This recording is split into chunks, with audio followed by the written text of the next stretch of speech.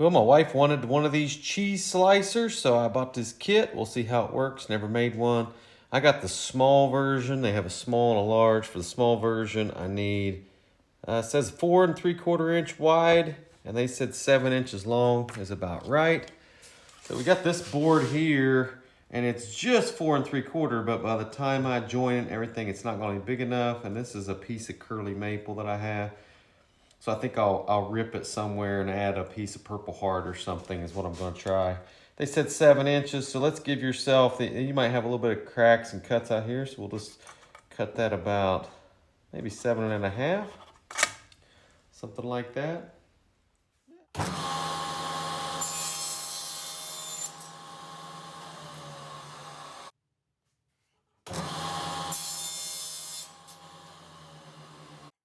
And I cut 2 of these pieces of Purple Heart to insert in the board. You can do whatever you think looks aesthetically pleasing.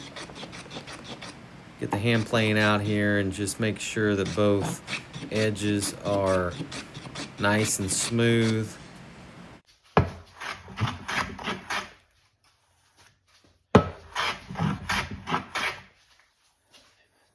I'm fortunate enough to have a thickness sander, so that works great to get these pieces nice and smooth. You could use a hand plane. You could use just a normal sander, maybe a planer with a jig, but thickness sander, if you have one, is definitely the best way to go.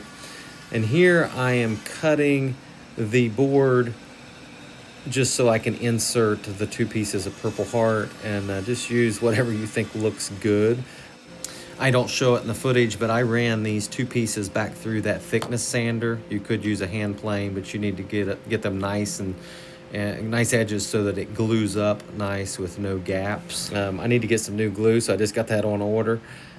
I normally don't do, I do mostly wood turning, so I don't use wood glue a ton, so I always get the best. I get the Titebond 3. Just works great. Got some water resistant qualities to it. Put a piece of, keep your clamps clean. I put a piece of wax paper down on top of my clamps and to protect my workbench. And so that keeps, you don't want to get glue on your clamps. Sometimes I'll use painter's tape, but I had a piece of wax paper there. Small project, worked really good. Back to the thickness sander there. You could use a planer for that for sure. And then I'm just going to use, instead of getting a router out or anything, I normally just grab my hand planes and just do a little chamfer here on the corners, just kind of dull them a little bit. And then I just touch this up with some 220 grit sandpaper, and it was ready to put some finish on after that. This project calls for a 2 7/8 inch, 1/4 inch diameter hole for the hardware, and then this is 3/8 inch slot, so I was just measuring 3/8 inches up to cut the slot for the cheese cutting wire. Then I'm going to put some pure tung oil on here.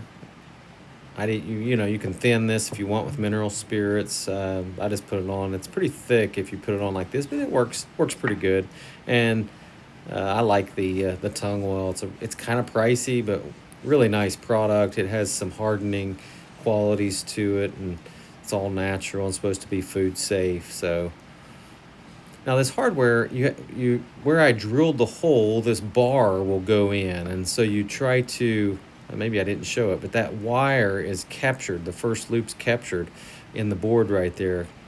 And then this was kind of finicky. You put the wire in there, and then there's that little silver slot holds the wire in there. And it took me a little bit to figure all this out. It's in the instructions. Kind of hard to explain in the video. I really don't like this set screw, but my wife's old cheese cutter was the exact same hardware, and she probably bought it, 5 to 10 years ago. So this is the way that a lot of them are made, exact same hardware. So looks pretty good.